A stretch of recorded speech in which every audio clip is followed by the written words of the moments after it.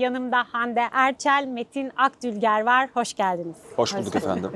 Hep aklında olan bir hikaye miydi? Çocukluğundan getirdiğin bir tarafı var mı? Çünkü film zaten fragmanda da görüyoruz. O yüzden bunu rahatlıkla söyleyebilirim.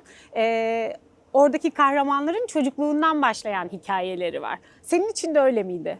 Aslında şöyle, hep aklımda olan bir hikaye değildi. Sadece 5 yıl önce bende ufak kıvılcımları yanmaya başladı. Ve acaba ben bir hikaye anlatıcısı olabilir miyim diye yanmaya başladığım bir süreç oldu. Sadece hikayenin içinde şunlar var benden. Evet, çocukluğumda da böyle bir insandım. Çocukluğumda da hep hayaller kuran, dilekler tutan bir insandım. Ve bunun hikaye yansımaları benden çok fazla detay var. Ama aslında 5 yıl önce bir dilek tutarak başlayan bir şey. Ne güzel. Sende de aslında dilekle başlamış Evet. her şey bir taraftan ve 5 yıl sonra da şimdi buradayız. Gala öncesinde röportaj yapıyoruz. Sormayın, çok heyecanlı bir şey. Gerçekten güzel bir şeymiş. Hani başka bir yol açılıyor gibi hissediyorum benim için. İnşallah insanlar da sever. Umarım böyle şeyler yapmaya, tarz hikaye anlatmaya, hikaye anlatmayı becerebilirim. Öyle bir süreç beni bekliyor şu an. Aslında şöyle, o hikaye zaten ilk oluşmaya başladığında benim tek hayalim Metin'le oynamaktı. Zaten karakter Metin'di. Ne Ve güzel. bu oluşumda yıllarca beklemesine rağmen hikaye, aklıma başka hiçbir isim olmadı.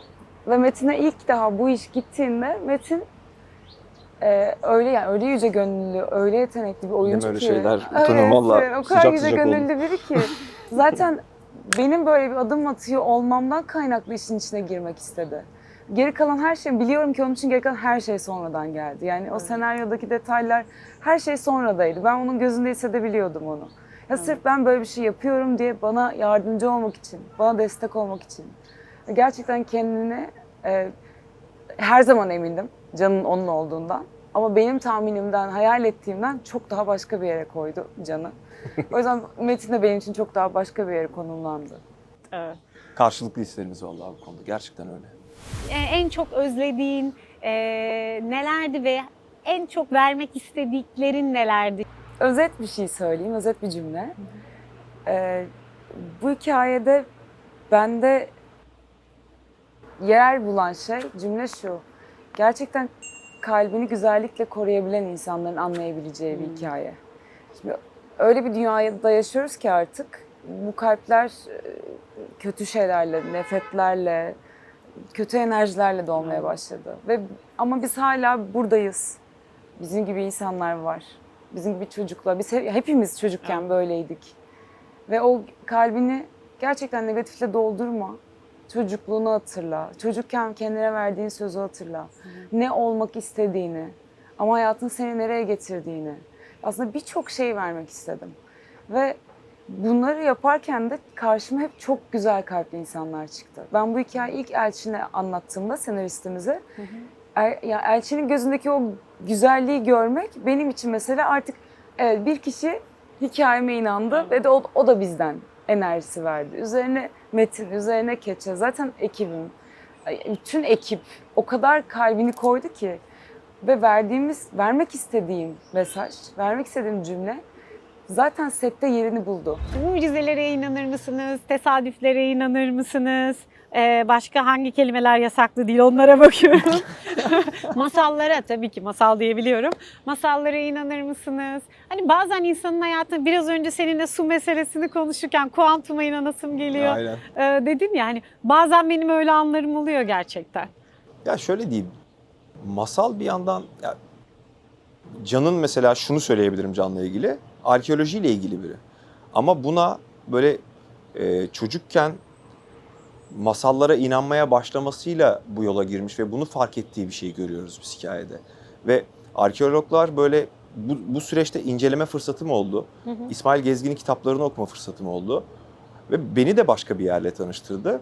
Yani insanın ruhunu, kimliğini, hayatını farkında olsa olmasa da çok etkileyen şeyler masallar. Evet. Çocukluğumuzdan beri bizim birbirimize ifade tarzımızı değiştiren, belki ideolojiler içinde kaybolmamıza da neden olan dikkatli okumamız gereken, sorgulamamız, değiştirmemiz, bazen başka yönlerden bakmamız gereken bir şey olduğunu inanıyorum. Sevdin mi hikaye yazmayı, bunun daha sonra senaryolaşıp film haline gelmesini?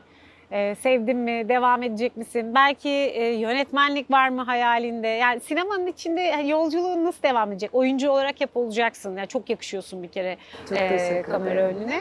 Ama arkasında da fena iş çıkarmayacaksın. Bunun emareleri geliyor yavaş Teşekkür ederim. yavaş. Sizden duymak çok güzel bunu.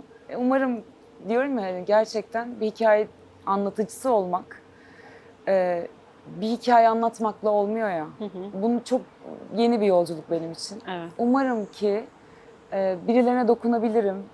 Daha başka anlatmak istediğim şeyleri anlatabilirim. O günler umarım gelir.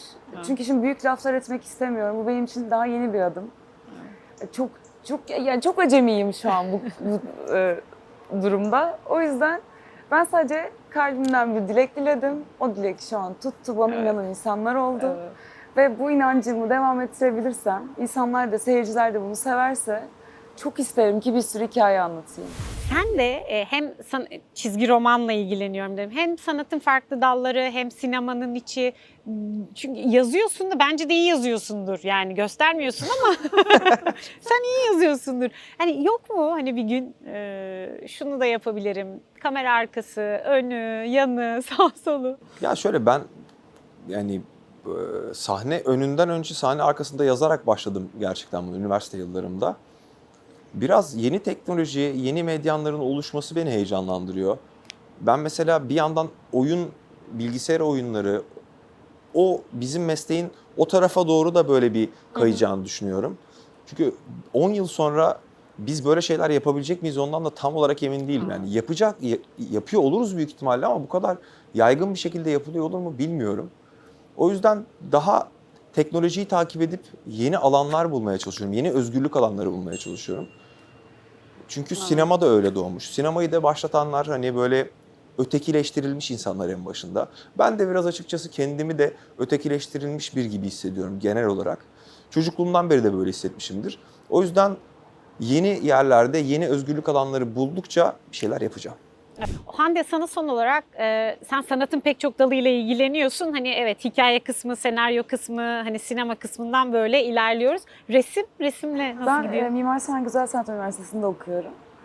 Ve 9 yıl ara verdim. Af çıktı, öyle döndüm. Şu an işte 2 sene oldu döneli.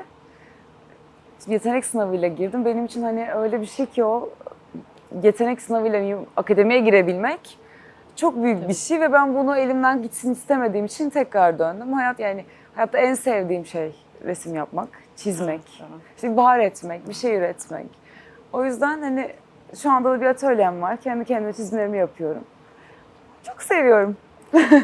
Bir yandan okula döndün Evet. orada Mimar yandan Sinan'da çok devam. Hiç kolay bir uğraşıyorum. okul değil. Girmek de zor. Çok. Evet, mezun hiç olmak kolay da bir zor. okul değil. O yüzden umarım bitirebilirim, umarım mezun olabilirim. Çünkü devamsızlık diye bir şey de var. Çalışma şartlarında biraz zorlanıyorum açıkçası. Evet. Ama elimden geldiğince hocalarım destek oluyor. Öyle bitireceğim umarım. Çok teşekkür ediyorum Teşekkür ederiz. bu röportaj için. Çok röportaj vermediniz bu süreçte. Hani daha büyük ihtimalle az konuşalım, öz konuşalım istediniz. O yüzden hani Aysun Öz'e başka şeylere konuk olduğunuz için çok teşekkürler. Her zamanki gibi çok Hikayenin- naziksiniz. Evet. Bir yerinden ben de girmiş oldum. Bir küçücük de olsa İkiniz de paydaş eşlik olmuş gibi ettiniz. hissediyorum. Çok O sağ olun. yüzden mutluyum ben de. Sağ olun, çok teşekkürler. Biz teşekkür ederiz. Yolunuz da çok çok açık olsun.